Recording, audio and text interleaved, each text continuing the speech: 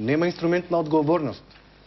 Ако се констатира затајување на работата на центрите, и тоа многу едноставно во дописот што го добивме од Народниот правобранител е констатирано, отсуство на надзор строг од страна на центарот цела една година, а се знае дека имало насилство семејно во континуитет, значи во континуитет не се ни следело тоа семејство.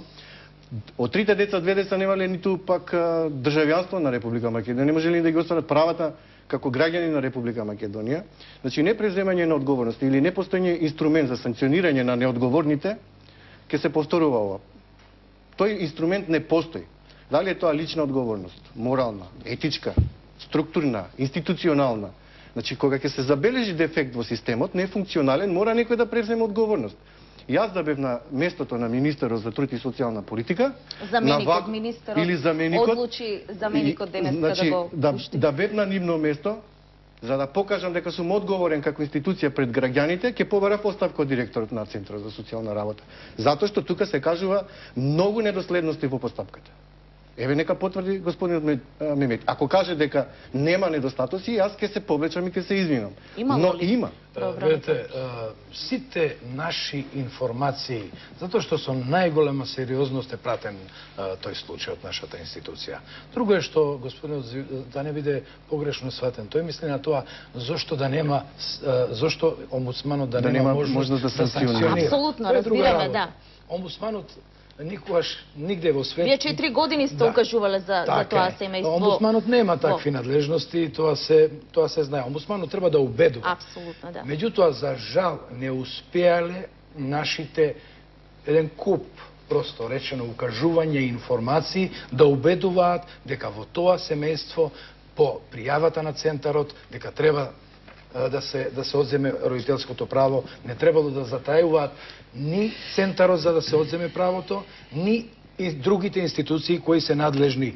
Би сакал само две реченици да кажам, затоа што се навративме само децата, сите ни се во фокус на оваа емисија вечерашна. Ние фативме само еден сегмент, кој е најболен, секако. Меѓутоа, мора да признаеме дека кај нас мене како личност која води институцијата Народен правобранител по однос на правата на детето, сметам дека формалниот аспект не ни е многу лош. Може да се надгради. Меѓутоа, ние имаме практични проблеми, што тоа што го пропишуваат конвенциите и тоа што го пропишуваат законите слабо ни се спроведува. Земете го само надзорот над центрите за социјална заштита. Битно е колку тие вршат надзор на тие дисфункционални семејства и така натаму. Видете, ние како институција кога ги подготвуваме информациите, не гледаме само едната страна. Битно е да ги изнесеме на виделина сите слабости и да укажеме на институциите како да се поправат. Да продолжиме дискусијата, би предлагал да вклучиме гледач. Добро вечер. Добро вечер. Повелете. Дали во иднина ќе се отвори некоја организација што ќе ги штити, значи, малолетните жртви што се? Зборувам во иднина. Поздрав до студиото. Благодарам. И да завршам. Значи, имаме проблеми со несоздавање на реални и добри услови за да системот ни функционира како што треба. Земете ги центрите за социјална работа. Како се тие екипирани? Дали се на ниво? Дали во континуитет и квалитетно вршат надзор на таквите проблематични семејства и така натаму? Заменич. Да не земам збор. Значи, гледайте, јас се сложувам со констатацијата дека нас ни е неопходен надзор над надзорот. И нас ни е неопходно да ние имаме увид и зголемен притисок врз службите од Центрите за социјална работа за тоа како се обавуваат активност. И тука нема дилема. Јас сум свесен и ние тоа сме го дискутирале, јавно сме го соопштувале неколку пати. Ние работиме на зајакнување на капацитетите на Центрите за социјална работа. Значи во овој момент оној состав и број на луѓе што се знаат, нема кој што во последните 10-15 години се јавува како проблем во Република Македонија.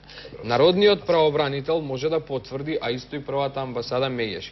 Пред 20 години никој во Република Македонија не говорел за педофилија, за сексуална злоупотреба на деца, за семејно насилство. Значи беше нормално таткото да му врзе шамар на детето.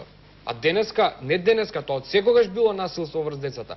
Но, како проблеми, сензибилизацијата на јавноста придонесе да се свати дека во едно општество не е нормално мажот да дојде дома да ја удри жената, за да му намести ручек, да му удри шамар на детето или да го претепа, затоа што добило единица во За училиште. мене че овде имаме убиство, Ама значи немаме ние овде шамар. Ама видете, јас кажувам од поблагата ситуација. Убиствата се случувале и порано. Тоа е Звијан, што предлагате Проблемот е вие? што ние мора заеднички да работиме Се на согласувам. зајакнување на капацитетите. Значи може секој да ги критикува државните институции, да вика нема решение или има решение. решение. Ама мора заеднички да Има работиме. решение. Мора да најдеме Што начин како предлагате? да Што да се треба да се работи. превземе, Сваѓате? господине Звијан? Па нема што да се преземе, решението сите го знаеме. Отсуствувало строг надзор над ова дисфункционално семејство и тоа цела една година не знаеле центрите каде е тоа семејство.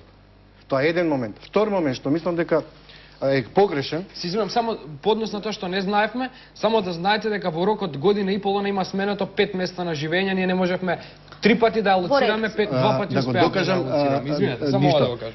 Центарот одзема родителско право кога ќе настане катастрофа, смрт, трагедија. Тоа не е мерка. Одземање родителско право треба да биде како превенција, значи се следи семејството, строг надзор. Не ги исполна родителот обврските, привремено одземање на родителско право додека не ги исполни критериумите што центарот ќе ги постави. Супер, одлично. Ако и понатаму родителот отсуствува или не е присутен или не е активен, тогаш му се изрекува превентивна мерка на детето го штитиш трајно одземање родителско право згрижувачко семејство затоа што тој родител едноставно е отсутен. Не трајно одземање на родителско право како ќе го тепа мајката детето или таткото ќе ги силува детето. Повелете. Одлично. Вие ја дадовте главната поента. Тука ја зборам ја за сензибилизација на јавноста. Низ пример, ова вие сега што го кажувате, превентивно. Ние имавме уште еден случај во Прилеп каде што изгоре детето во домот, Да. во селото Мариовско. Да. Што се случува во тој случај? Ние, значи, поради ризик и незнаење што ќе се случи со другото дете, ние изразуваме потреба дека детето треба времено да се смести кај другите, кај блиски родни. Ние тогаш имаше можност за да не го сместуваме во згрижувачко семејство. Кога зборувам за јавноста, зборам и за медиумите, ние сме имале коректни состаноци и во моментов има волја кај сите медиуми во Република Македонија да се смени начинот за известување по однос на децата. Нас Кога што го ни се случува? спомнавте Само ова веќе, може ќе ве да- молам, мора да ве прекинам, кога го спомнавте веќе семејството Кулевски Добро. и кога спомнавте за случајот кога превентивно социјалните служби дејствувале таму за да не дојде до повреда на другото дете, Дарко Штарговски беше во село Штавица и го Ако имате као потсети, прилог. Окей. потсети семејството, па да видиме во каква ситуација сега живее и како Центарот за социјални грижи во Прилеп сега се грижи за нив.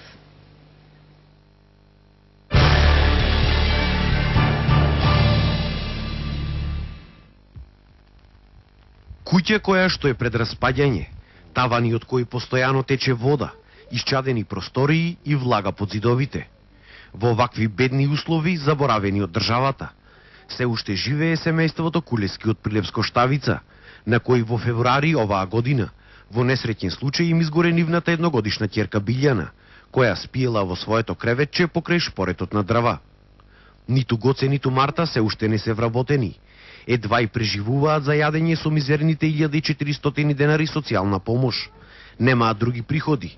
Велат дека кога случајот бил медиумски експониран, добивале помош од хумани луѓе.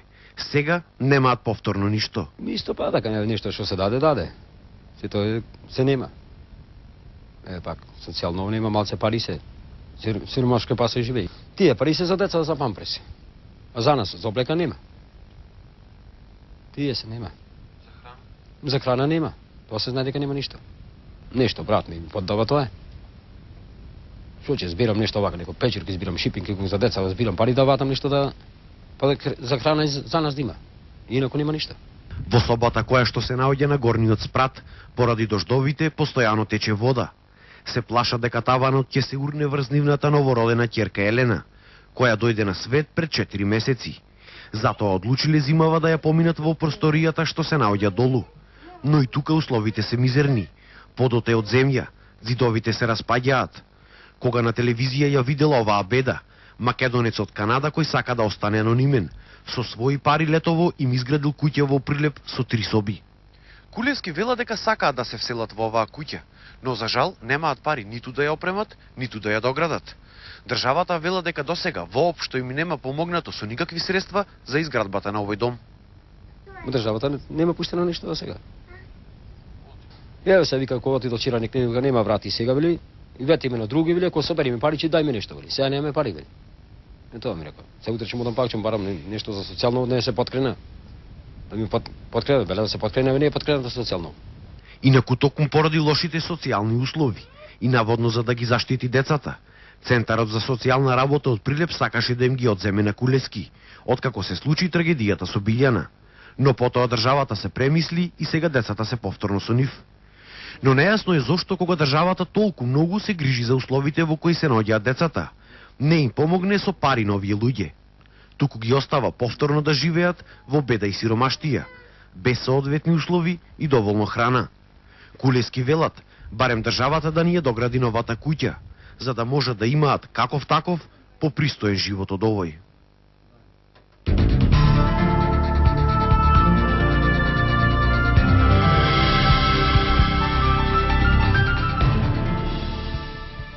Да го проследивме прилогот на колегата Дарко Штарковски. Господин Ристовски, семејството Кулевски веќе со години живее во таа куќа, тие услови што ги видовме. Зошто државата не ги помага финансиски? Со 1400 денари Преживуваат луѓето. преживуваат. Добро, ајде сега вака тогаш да ги поставиме. Кажете ми каде во Европа држави, било која земја во светот, гради на секој индивидуално семејство дом различно од сите други. Како што е случајот со ова семејство, ние имаме социјални семејства, еден куп во Република Македонија. Прво, немаме законски основ ние да им градиме на секој посебно домови. Ние градиме социјални станови и по однос на тие социјални станови со бенефиции може да се аплицира истите да ги добијат. 1400 денари што ги добиваат се социјална помош. Тој износ 1400 во овој момент затоа што соодветното семејство го користи ова право повеќе од 7 години.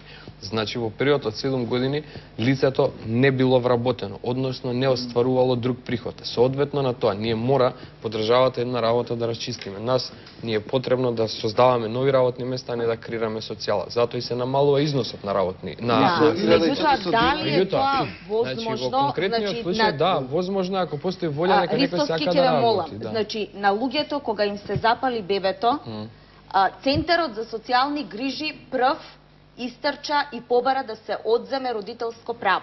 Да. Поради негрижа. Меѓутоа, луѓето живеат во такви услови во какви што живеат. Не вели никој дека владата мора на сите луѓе кои што немаат куќи да им изгради куќи. Меѓутоа, што прави Центарот за социјални грижи сега во Прилеп? Ако за Ѓановик рековте дека нема Центарот за социјални грижи и не знаело каде живее семејството и 2 години затоа Центарот за социјални работи во Скопје не го посетувало семејството Ѓановик или година време, зошто еве Кулевски знаете каде живеат во село Штавица? Па ги посетува Центарот. И како им помага? Значи, видете што е прашањето, јас ве прашам. Че прашањето е домот или прашањето е детето? Како Центарот за социјални грижи се грижи за ова како очекувате да се грижи, ве прашувам? Јас вас значи, они добиваат и остваруваат право на социјална помош. Има две димензии. И овде завршува приказната на семејството Кулевски. Значи, овде е тенденциозно направен прилог каде што се вели наводна грижа, наводна помош, државата ги заборавила. Значи се е тоа така и можете тоа вие така да го пренесувате колку сакате во периодот, значи како прилози. Меѓутоа јас говорам за нешто што се факти.